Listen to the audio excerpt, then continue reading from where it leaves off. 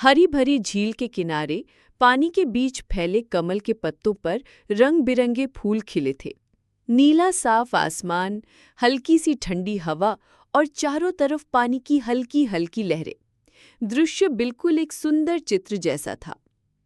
इसी झील में दो पुराने पड़ोसी रहते थे, एक लंबी चोंच वाला सफेद सारस और एक मोटा सा हरे रंग का मेंढक। शुरुआत में दोनों के बीच दोस्ती थी। सारस मछलियां खाता और मेंढक कीट पतंगे, इसलिए खाने को लेकर कभी झगड़ा नहीं हुआ। लेकिन एक दिन मामला बिगड़ गया। उस सुबह सारस झील के किनारे खड़ा मछलियां पकड़ रहा था। पानी में तैरती छोटी मछलियों के बीच मेंढक कूद कूद कर खेल रहा था।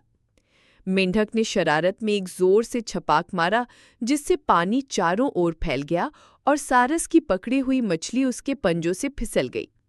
सारस ने नाराज होकर कहा, अरे मेंढक, तूने मेरी मेहनत की मछली गिरा दी, जरा संभल कर खेला कर।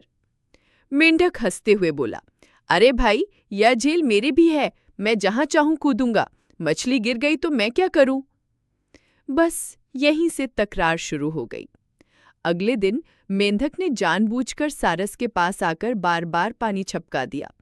सारस ने भी बदला लेने के लिए अपने पंख जोर से झटके, जिससे मेंढक के ऊपर पानी और कीचड़ गिर गया। धीरे धीरे उनकी नोकझोंक पूरे झील में चर्चा का विषय बन गई। मछलियां, कछुए, बत्तखें सब उनकी लड़ाई देखकर हंसते और कभी-कभी बीच बचाव की कोशिश करते, लेकिन कोई फायदा नहीं होता। एक दिन तो बात इतनी बढ़ गई कि सारस ने गुस्से में कहा, अब अगर तूने मेरे पास आकर पानी छपकाया तो मैं तुझे अपनी चोंच में दबा लूंगा। मेंढक ने भी चुनौती देते हुए कहा, और अगर तूने मेरी तरफ उड़कर देखा भी तो मैं इतनी जोर से टर्राऊंगा कि तेरे कान बजने लगेंगे। इस अनोखी धमकी से झील गूंज उठी। लेकिन उसी दोपहर आसमान में काले बादल छा गए और तेज बारिश शुरू हो गई। पानी का बहाव इतना तेज था कि मेंढक एक किनारे से बहने लगा। वह मदद के लिए टर्राने लगा। सारस ने यह देखा तो बिना सोचे समझे उड़कर आया और अपनी लंबी चोंच से मेंढक को पकड़कर सुरक्षित पत्ते पर रख दिया। मेंढक हाँफते हुए बोला, धन्यवाद दोस्त, अगर तू ना होता तो मैं बह गया होता। सारस मुस्कुराया, दोस्त का काम सिर्फ झगड़ना नहीं, मुश्किल में मदद करना भी है। उस दिन के बाद दोनों ने ठान लिया कि चाहे मजाक करें या खेलें, लेकिन झगड़ा कभी इतना ना बढ़ाएं कि दोस्ती टूट जाए। झील फिर से शांत हो गई।